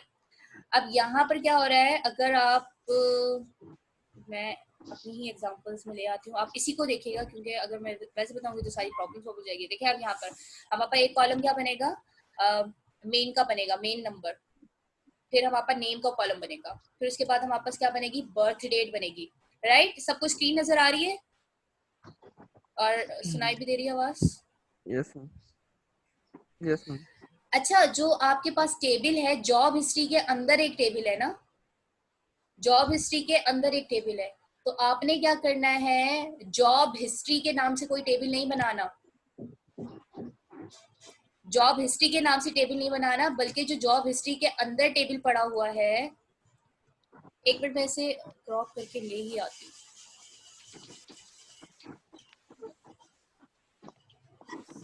कॉपी करते हैं और स्क्रीन पे शेयर करते हैं। आई थिंक अब आपको नजर आ रही है टेबल? नहीं जी हाँ जी जी Great. विजिबल ओके अब देखिए यहाँ पर हमारे पास एक कॉलम तो ये बन जाएगा, नेम का कॉलम बन जाएगा, बर्थ डेट का भी कॉलम बन जाएगा। जब हम जॉब हिस्ट्री के कॉलम में आते हैं तो हमें अब क्या करना है, अब job history is compose of these variable. अगर आपको वो ER डायग्राम की ट्रांसलेशन याद हो तो हम क्या करते हैं, एक्चुअल में जॉब हिस्ट्री का कॉलम नहीं बनाएंगे हम, कॉलम्स कौन से बनाएंगे, अब जॉब डेट, टाइटल और सैलरी हिस्ट्री के कॉलम बनाएंगे। हमारा पहला कॉलम क्या बन जाएगा, यहाँ पे मैन का कॉलम बन जाएगा, नेम का कॉलम बन जाएगा, बर्थ डेट का कॉलम बन जाएगा, इसके अलावा कौन सा कॉलम बनेगा, जॉब डेट का कॉलम बनेगा, टाइटल का कॉलम बनेगा, फिर अगेन सैलरी हिस्ट्री का कॉलम नहीं बनेगा बल्कि सैलरी डेट और सैलरी का बनेगा। जो भी हमारे कॉलम्स जिस नाम से कंपोज हुए हैं उसका हम कॉलम नहीं बनाएंगे। Salary history is compose of salary date and salary, तो असल में हम क्या करेंगे, सैलरी डेट और सैलरी का कॉलम बनाएंगे। इसी तरह चिल्ड्रन नेम और बर्थ ईयर का कॉलम बनाएंगे। जब आप ये कॉलम बना लेंगे उसके बाद आप डेटा फिल करना स्टार्ट करें। आप देखेंगे कि हमारे पास ये जो सैलरी हिस्ट्री वाले रिकॉर्ड है यहाँ पर, उसके लिए आप क्या करेंगे, जॉब डेट को रिपीट करेंगे। ठीक है, सैलरी डेट और सैलरी हमारे पास कितनी है, दो है, दो रोज हैं। सबसे पहले आप क्या करें, सैलरी डेट और सैलरी को फिल करें और उसके कॉरस्पॉन्डिंग जॉब डेट और टाइटल को क्या करेंगे, रिपीट करेंगे। अगेन सैलरी डेट और सैलरी लिखें और उसके कॉरस्पॉन्डिंग आप इन दोनों को रिपीट करें। जब आपका job date, title, salary date और सैलरी वाले कॉलम फिल हो जाए तो उनके कॉरस्पॉन्डिंग ये सारी वैल्यूज रिपीट होंगी। वो समझ आ रहा है? एक बार आपके कॉलम बन जाएंगे, आप बैठे इसे बनाना स्टार्ट करें। बहुत इजी एग्जांपल है और आपको इससे बहुत ज्यादा अंडरस्टैंडिंग होगी, समझ आएगा आपको। तो आप देखेंगे कि जब भी आप ये टेबल को जब आप कन्वर्ट करेंगे इनटू फर्स्ट नॉर्मल फॉर्म, जैसे यहाँ पर था तो हमने क्या किया था, यहाँ पे कमेंट्स रिपीट हो रहे थे तो इनके कॉरस्पॉन्डिंग हमने क्या किया था, प्रॉपर्टी नंबर और प्रॉपर्टी एड्रेस को रिपीट किया था। सिमिलरली यहाँ पर भी कुछ ऐसे ही होने वाला है। तो पहले आप ऐसा करें, ये जो एग्जांपल मैंने स्लाइड्स में दी हुई है, पहले आप इसको सॉल्व करें विदाउट मतलब एग्जांपल उठाएं और इसे सॉल्व करना स्टार्ट करें और देखें कितनी अंडरस्टैंडिंग हो रही है। देन उसके बाद आप असाइनमेंट पे जाएं। ये असाइनमेंट बहुत आसान है और ये बिल्कुल मिल रहा है जो भी हमने एग्जांपल किया, इससे काफी इससे मिलता है। ठीक है मैम फिर नेम भी रिपीट होगा against every row? Of course repeat होगा। देखिए ना, एक ही बंदा है, अगर आप सिंपल इसे देखें, डेटा को इस तरह ना देखें ना, जिसकी देखें क्या है, एम्प्लॉय का डेटा है ना, एक एम्प्लॉय है, उसकी जॉब हिस्ट्री मल्टीपल हो सकती है। फॉर एग्जांपल यहाँ पे मैं आपकी बात करूँ, ठीक है, मैं कह रही हूँ कि जो तनवीर है उसकी एक ही बर्थ डेट रहेगी, उसका नाम भी एक ही रहेगा, ठीक है, उसकी आईडी भी एक रहेगी, NIC आईडी, लेकिन उसने jobs for example multi place पर जो है उसने जॉब की हुई है, उसकी जॉब हिस्ट्री बहुत ज्यादा है। पहले अगर वो जॉब IBM में कर रहा था तो स्टार्ट वो किसी लैब अटेंडेंस से हुआ था, और उसके बाद वो लेक्चरर बना, देन प्रोफेसर बना, एंड देन VC बन गया। ठीक है, तो देखिए प्रमोशन के साथ साथ उसकी सैलरी चेंज हो रही है ना, लेकिन बंदा हमारे पास एक ही है, वही तनवीर। ठीक है, तो तनवीर की जो सैलरी हिस्ट्री है वो भी चेंज हो रही है, और उसकी जॉब की जो मतलब जॉब हिस्ट्री है, जॉब का जो टाइटल है वो भी चेंज हो रहा है, टाइटल के साथ साथ उसकी सैलरी भी चेंज हो रही है, लेकिन बंदा हमारे पास सेम ही है। तो ये चीज अपने माइंड में रखें, लॉजिकली आप चीजों को सोचें कि बंदा तो सेम ही है ना, तो वहां पे चीजें रिपीट होंगी, हर सैलरी डेट पर सेम जॉब टाइटल पर जो है नाम वाम सेम ही रहेगा, और उसके बच्चे भी चेंज नहीं होंगे ना, ऑफ कोर्स जो उसका चिल्ड्रन का डेटा है वो भी सेम रहेगा। तो जब भी आपके पास डेटा इस तरह का हो जो कि कोई सेंस क्रिएट कर रहा हो, तो वहां पर आपको परेशान होने की जरूरत नहीं है, वहां पर आप अपना लॉजिक यूज करके आप लिख दें। और इसके अलावा आप यहाँ ये भी इस तरह भी लिख सकते हैं कि आई अज्यूम, अपनी अजम्पशन लिख दें आखिर में। अगर आपको कोई कंफ्यूजन हो रही है तो आप ये लिख सकते हैं कि आई अज्यूम के ये जो बच्चे हैं वो किसी एक ही पर्सन के हैं। ठीक है, अजम्पशन लिख दें कि आई अज्यूम के हमारे पास ये माइकल है और वो इसी की बर्थडे है और ये इसी की जॉब हिस्ट्री है, तो आप अजम्पशंस भी लिख लेते हैं। इसी तरह जब भी हम ER डिजाइनिंग कर रहे थे, तो ER डिजाइनिंग में आपने देखा होगा जब भी हम रिक्वायरमेंट से उसको ग्राफिकल में लेकर आते हैं तो कुछ चीजें ऐसी होती हैं जो कि कुछ सेंस नहीं दे रही होती, तो हम क्या करते हैं, अपना कॉमन सेंस यूज करके हम कहते हैं आई अज्यूम के जो है एक टीचर बहुत सारे स्टूडेंट्स को पढ़ा सकता है। रिक्वायरमेंट में नहीं लिखा हुआ कि एक टीचर जो है मल्टीपल स्टूडेंट्स को पढ़ा रहा है, लेकिन हम अज्यूम करके डायग्राम में लिखेंगे कि एक टीचर मल्टीपल स्टूडेंट्स को टीच कर रहा है। तो अजम्पशन आप अपनी बना सकते हैं, लेकिन अजम्पशन बनाते हुए नीचे कहीं पे भी अपने डॉक्यूमेंट के अंदर आप क्या करें, उसे मेंशन कर दें कि भाई मैंने जो है अज्यूम किया है, इसमें राइट, जैसे मैंने अज्यूम किया है, आई अज्यूम अजम्पशन या अजम्पशंस के नाम से एक हेडिंग डालें और बताएं आई अज्यूम के teacher can teach multiple students. ऐसे नॉर्मलाइजेशन में ऐसे अजम्पशन होती नहीं है, लेकिन इन केस जब आपके पास वैग डेटा हो, अब यहाँ पे तो आपको पता चल रहा है कि एम्प्लॉय का ही डेटा है, एक ही एम्प्लॉय का डेटा है, तो वो उसी की जॉब हिस्ट्री होगी, उसी के बच्चे होंगे। लेकिन अगर यहाँ पे वैग डेटा होता है ABC, कोई भी दूसरे अल्फाबेट्स होते हैं या कुछ और रोमन में कोई नाम लिखे हुए होते हैं जहाँ से आपको इन्फॉर्मेशन, आपको सेंस ना बन रहा होता, तो वहाँ पे आप अजम्पशन यूज करते हैं। ठीक है, असाइनमेंट में इसके अलावा कोई क्वेश्चन, क्योंकि मुझे अब असाइनमेंट मिल गया है तो अब आप क्वेश्चन पूछ सकते हैं। आई थिंक सेकंड वाला तो बहुत इजी है, ये आपको फर्स्ट नॉर्मल फॉर्म में तो मिला हुआ ही है, अगर आप देखें तो ऑलरेडी इन 1NF, और जो पहले वाला है वो बिल्कुल मैच करता है हमारी एग्जांपल से। फर्स्ट वाला बहुत अच्छा है अगर आप सॉल्व करें।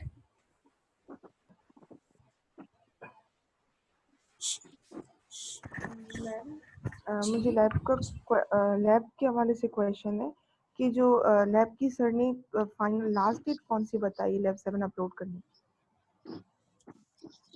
क्योंकि मैम वो थ्रेड नहीं हुआ लैब का। अच्छा, अगर आपके पास लैब के हवाले से कोई भी क्वेश्चन है, आई डोंट नो उन डेट्स का, आई जस्ट सी के सर ने, आप लास्ट डेट की पूछ रही हैं कि कब अपलोड करना है असाइनमेंट? मैम वो उसकी लैब करने के बाद हम सबमिट करते हैं तो उसका थ्रेड नहीं क्रिएट हुआ लैब का। ठीक है, ये फिर मैं करती हूँ, तो पता नहीं चल रहा कब तक करनी है अपलोड। ठीक है, ये फिर आपका थ्रेड बन जाएगा। आई थिंक ग्रुप पे सर ने बताया है कि ये सैटरडे तक सबमिट करवानी है, राइट? तो मैम थ्रेड नहीं क्रिएट हुआ तो जी थ्रेड फिर मैं आपका क्रिएट कर देती हूँ। ठीक है, ठीक है मैम, थैंक यू। और मैम जी मैम एक और भी क्वेश्चन था, जो हम डेटा कैंप पे सर्टिफिकेट्स ले रहे हैं वो सबमिट करवाने हैं या सिर्फ वहाँ पे जो शो हो रहे हैं तो सिर्फ वहाँ से चेक कर लेंगे? बस आपके शो हो जाएंगे, लेकिन इन केस अगर किसी का कोई प्रॉब्लम होता है, फॉर एग्जांपल आप कह रही हैं कि आपने डेटा कैंप पे पोस्ट कर लिया है लेकिन हमारे पास आपका रिकॉर्ड नहीं आ रहा, इन दैट केस आप जो है अपने अकाउंट से जाके सर्टिफिकेट डाउनलोड कर लें।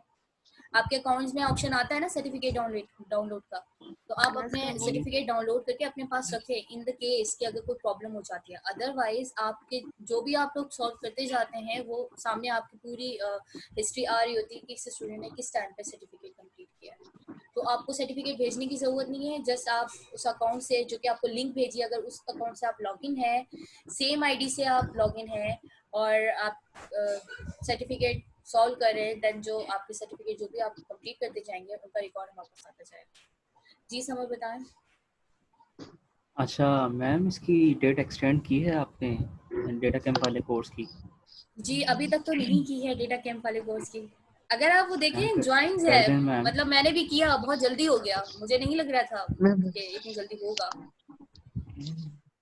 मैम वो हो जाएगा, ये असाइनमेंट्स की एक्सटेंड कर दें तो अच्छा है मैम। देखिए नॉर्मलाइजेशन का अगर आप देखें इंशाल्लाह मैं मतलब सर आपके साथ आज अपडेटेड कोर्स प्लान शेयर कर देंगे। तो नॉर्मलाइजेशन का टॉपिक आज हम खत्म कर रहे हैं, अब नॉर्मलाइजेशन पूरा खत्म हो चुका है। अब अगेन अगर आप देखें तो नॉर्मलाइजेशन का अगर आप असाइनमेंट नेक्स्ट वीक तक लेकर जाएं तो आपको मिल कैसे होगा। सो नॉर्मलाइजेशन को इस वीक में खत्म करें, बहुत हो गया नॉर्मलाइजेशन ना। 2 वीक से हम नॉर्मलाइजेशन की बात करें, बल्कि 2 वीक के बीच में हम आपको वो ईद वाली छुट्टियां भी आ गई थी, तो वो नॉर्मलाइजेशन ही चल रहा है। बस कर लें, हो जाएगा, ये कोई इतना बड़ा मसला नहीं है, करके देखें। 1% करें तो बाकी सारे देखिएगा खुद ब खुद होंगे। ट्राई करें, लैब तो बहुत आसान है, लैब में तो किसी को कोई प्रॉब्लम होना ही नहीं चाहिए। बाकी देखें, आप जब क्लास में लैब में कर रहे होते हैं तब भी तो आप 3 घंटे के अंदर कंप्लीट करते हैं ना अपनी लैब, या नहीं करते? तो जब भी आप लैब की वीडियो देख रहे हो ना, तो बस अपना टाइम वहां से काउंट किया करें कि आपने अगर वीडियो को 1 घंटा टाइम दिया तो 2 घंटे के अंदर आपने लैब कंप्लीट करनी है। इस तरह अपने टाइम को मैनेज करें। और एट द एंड जब आप ये ऑनलाइन कोर्सेज के बाद निकलेंगे ना, तो आपके आगे असाइनमेंट्स और ये सर्टिफिकेट ये सारी चीजें कुछ होंगी नहीं। आप लोग मतलब जीनियस, कोई आइंस्टाइन जैसे लेवल पर आ जाएंगे आप लोग। अच्छा नहीं जी ये छोटी बातें होंगी आपके लिए। Assignment yes I can do ना बिल्कुल फिर तो मसला ही नहीं सेकंड में मैं होगा। कर लूंगा। तो अब आपकी यहाँ पे ना असल में देखें तो आपकी ट्रेनिंग हो वो रही है। टीचर्स पे डिपेंड करता है। अब ये कौन सी किताब में लिखा है?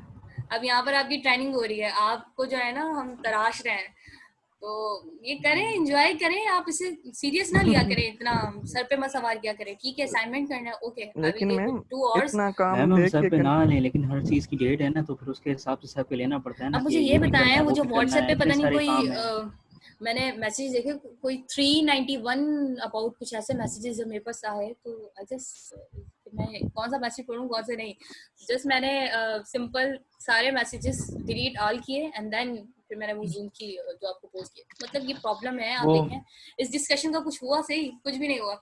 मतलब अगर आप मुझे छोड़कर बाकी सबको देखें, जो भी कोई था मैसेज वो सारे मैसेजेस पढ़ रहा होगा ना, फिर रिपीट कर रहा होगा किसने क्या बात की है, किसने क्या बात की है। तो उसमें आपने टाइम अच्छा खासा वेस्ट किया है और बाकियों का भी वेस्ट किया है। तो हम क्या करें मैम, वो खुद सीन कर रहे थे यार एक मतलब सिर्फ मैसेज करने वाले का टाइम वेस्ट नहीं हुआ है ना, जो बैठ के उन मैसेजेस को पढ़ रहा है उसका भी टाइम वेस्ट हुआ है। उनका मतलब ज्यादा उसमें भी हुआ है, उन्होंने एक एक लफ्ज पढ़ा है। कह रहे मैम लड़कों का कचेरी कसूर कर नहीं है रहे ना थे, मैम। हम तो कचेरी कर रहे थे भाईचारे वाली। भाई देखें जरा ख्याल किया करें उन लोगों का कि मतलब जिसे इंटरेस्ट नहीं है आपके मैसेजेस में। काफी गर्ल्स वो वगैरह मैम जो हैं, काफी आपके नहीं, वो मैम क्लास फेलोज रिप्लाई नहीं कर रहे होते हैं। वो यार ग्रुप मेच्योर म्यूट इनफ कर के दिया। उन्हें कोई फर्क ही नहीं पड़ता क्या बात कर रहे हैं आप। जब मैसेजेस ज्यादा देखे ना समझें कि ज्यादा बर्डन है लड़कों पे। अल्लाह के चले मुझे बताएं अगर कोई और क्वेश्चन है आपके पास। आई थिंक हम कुछ अलग ट्रैक पर आ गए हैं और ये हमारी रिकॉर्डिंग भी हो रही है।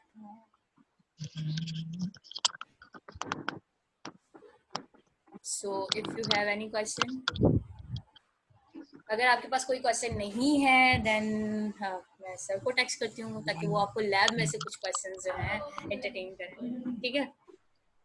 नहीं मैम, बस हम प्रैक्टिस बस करते हैं। क्यूरीज नहीं है। क्यूरीज ऐसे बहुत बड़ी आसान है, मेहरबानी आपकी। डीडीएल की क्यूरीज बहुत आसान है।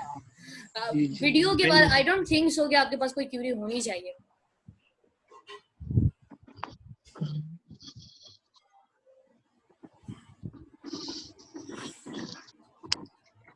अच्छा मैम, सेकंड मिड मिड होंगे या मैम बस डायरेक्ट जी फाइनल? बिल्कुल, बस नेक्स्ट वीक समझे अब आपका सेकंड मिड है। इस तरह अच्छा होगा मैम, मैम, इनकी थोड़ा ड्यूरेशन क्या होगी मैम? होगा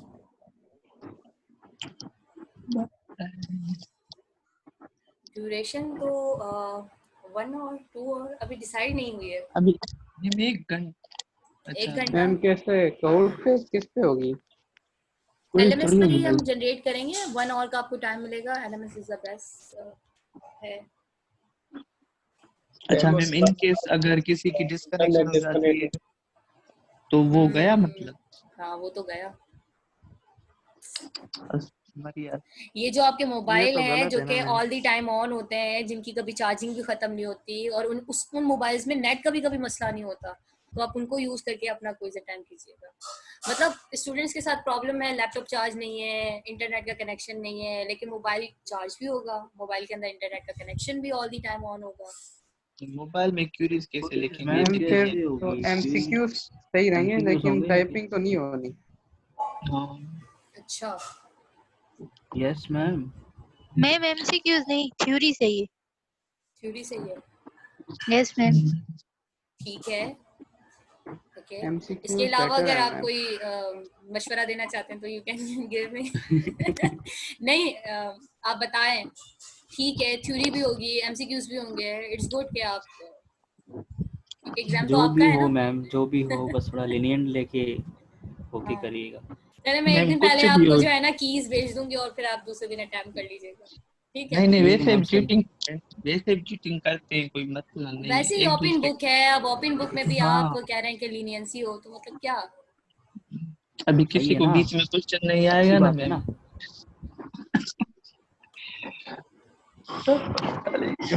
चलिए सही, अल्लाह खैर करे।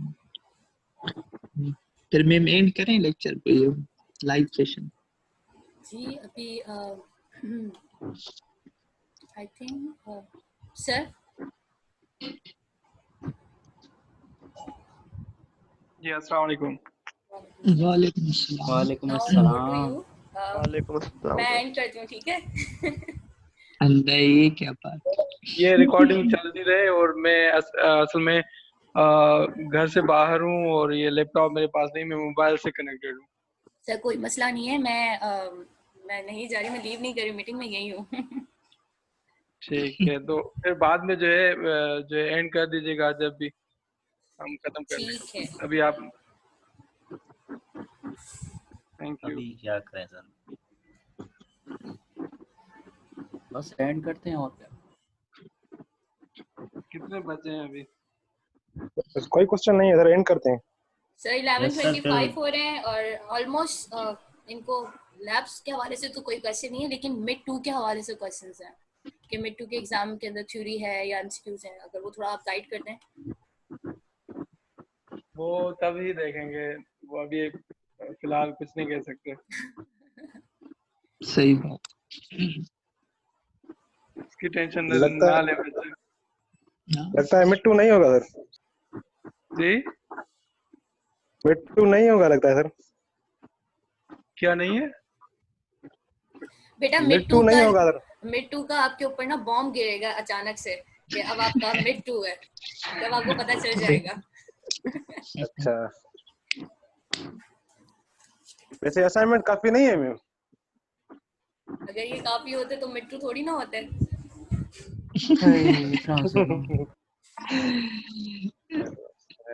अच्छा वैसे एक अनाउंसमेंट थी आप लोगों के लिए स्पेशली, जिस तरीके से आप रोना धोना ग्रुप पे लगाया हुआ है सबने, तो कल वैसे एचओडी ने कॉल करी थी, तो वो मैंने उनसे पूछा था कि बच्चों को असाइनमेंट में इशू है तो थोड़ा सा उनको हम हाथ हल्का रखें। ये वो उन्होंने कहा नहीं, हमने जो भी मार्क्स रखी हैं फाइनल एग्जाम की इधर उधर की, असाइनमेंट्स के अंदर एडजस्ट करिए। अगर वो भी ना करेंगे तो उनको कहाँ पे एडजस्ट करेंगे। और ये जितनी भी असाइनमेंट प्लान में है उस हिसाब से लेके चलो। जो नहीं करना चाह रहा है उसको कह दो कि भाई मार्क्स हम काटेंगे, फिर उसका जो सब्जेक्ट रह जाएगा।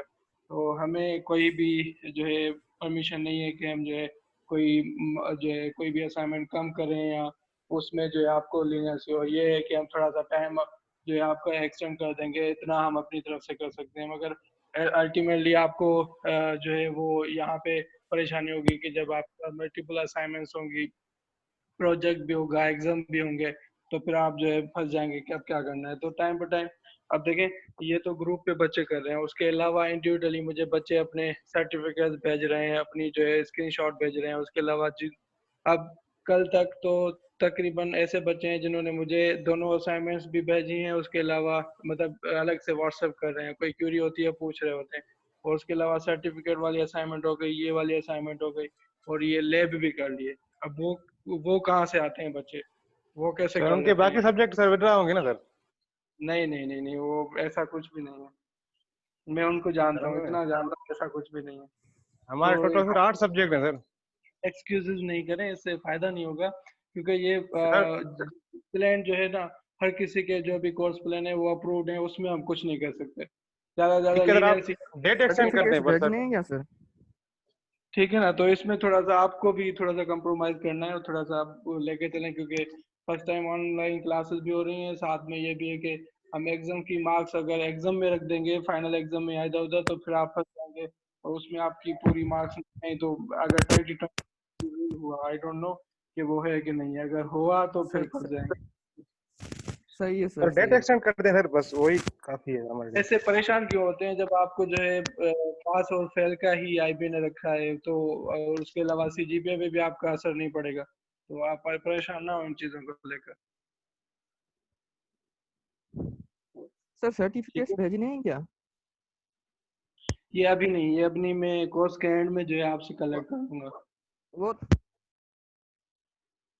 अच्छा, सर उसके डेटा अलावा कैंप पे आपको एक्सेस एक नहीं है और कि इन सर्टिफिकेट्स की? सॉरी, सर मैं कह रहा था कि डेटा कैंप पे आपको एक्सेस नहीं है कि हमारे सर्टिफिकेट्स की, या नहीं हम अलग है। से भेजें? मैं सर्टिफिकेट नहीं दे सकता, मैं बस प्रोग्रेस देख सकता हूँ। उसके अलावा वहाँ पे जो है आपकी स्कोर आ रहा होगा, नाम जिसने कंप्लीट किया, सर तो वहाँ किसी पे लेट। कंप्लीट तो लिखा हुआ आ रहा होगा ना कि कंप्लीट किया हुआ है? बिल्कुल, वैसे ही मैं अपने रिकॉर्ड के लिए या डिपार्टमेंट के रिकॉर्ड के लिए वो कलेक्ट कर लूँगा। चलें सर, सही तो है, हम आपको शेयर कर देंगे।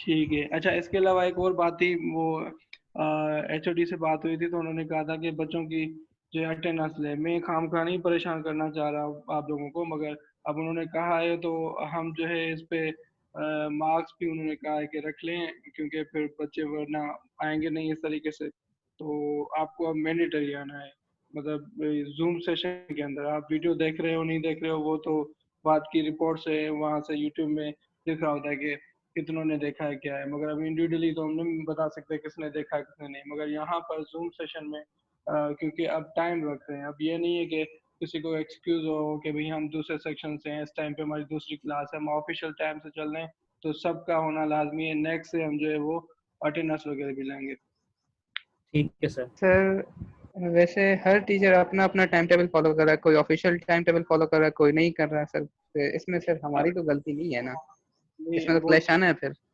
आप लोगों की फैसिलिटी के लिए हमने टाइम वो जो अपना सेट किया था वो भी खत्म कर दिया। अब हम आ गए ऑफिशियल पे, तो उनको भी रिक्वेस्ट कर लें कि अगर भी कहीं पे मसला आ रहा है आप लोगों को, तो टीचर्स को कह लें, वो टीचर कर लेंगे, कोई इशू नहीं है, परेशान ना हो। ठीक है सर। अच्छा, इसके अलावा अब हम लैब के अंदर किसी को कोई भी क्यूरी हो तो काइंडली मुझे बता दें।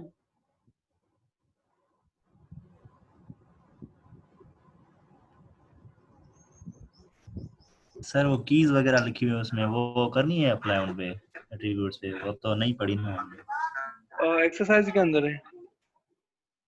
Yes sir. हाँ, उसको इग्नोर कर दें, प्राइमरी की हमने नहीं करी, सॉरी। ये प्राइमरी की को इग्नोर कर दें, बाकी जो कैरेक्टर्स जितने हैं वो करें। यहाँ जिस एक ये भी मैंने यहाँ पर रिकॉर्ड्स का भी कहा है फर्स्ट वाले टास्क में कि भाई रिकॉर्ड्स भी ऐड करने। रिकॉर्ड्स हमने पढ़े नहीं है किस तरीके से ऐड होंगे, तो आपने जस्ट रिप्लिका बनानी है, मतलब उसकी स्कीम जो टेबल की स्कीम होगी वो बनानी है, इसका तो क्या होगा। आप क्यूरी लिखेंगे ना डिस्क्राइब करके एम्प्लॉयज, तो उसकी स्ट्रक्चर पूरी, उसके जो भी डेटा टाइप्स हैं या उसके नेम है वो आपको दिखा देगा। तो उसको देखते हुए मैन्युअली बनानी है, ये नहीं कि एक क्रिएट टेबल सही है बनती है, सर।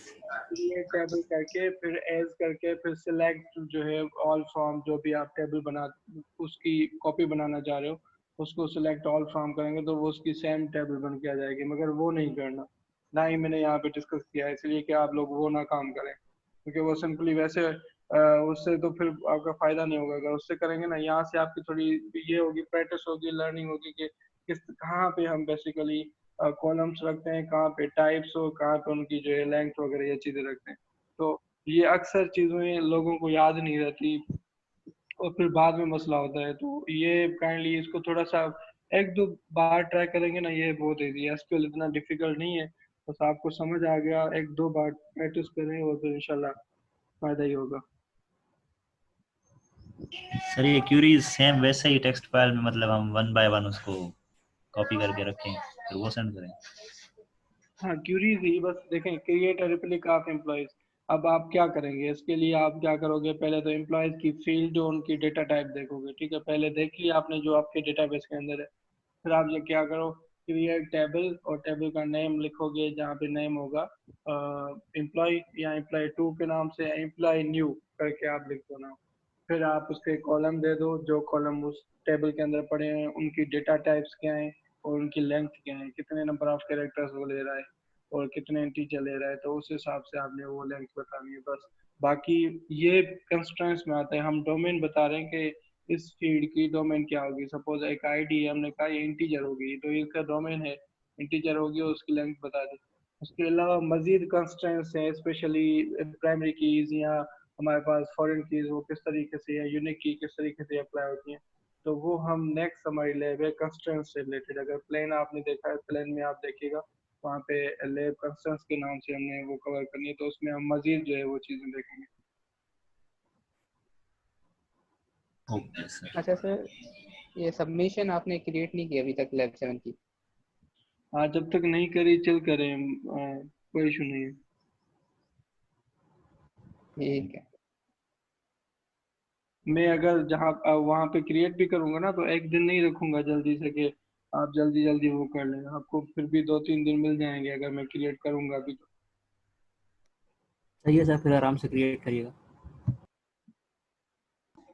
Yes sir.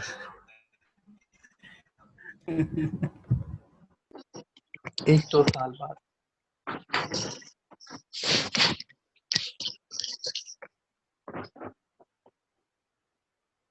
बाकी बच्चे ज्वाइन करके चले गए होंगे? होंगे सर, यही है, माइक ऑफ किया हुआ होगा सर ने। अच्छा। या तो सारी चीजें समझ आ रही है या तो कुछ नहीं समझ आ रहा है, ऐसे लग रहा है। जी सर, प्रोबेबिलिटी दोनों में से कोई एक चीज ही होगी, जाहिर सी बात है। पर मैं जानता हूँ वो क्या होगी, वो जो आप कहना चाह रहे होंगे दिल में। भाई हम आपकी रग रग से वाकिफ हैं, हमें पता। अरे साईं का ले ले रहे हो। सर कहाँ गए? हेलो सर, कहाँ गए आप? हेलो जी जी सर। आ गए सही। अरे बढ़िया ले रहा है। झटका था सर। हेलो जी जी सर। Yes sir. जी जी खत्म कर दें सर? इसको आई डोंट नो,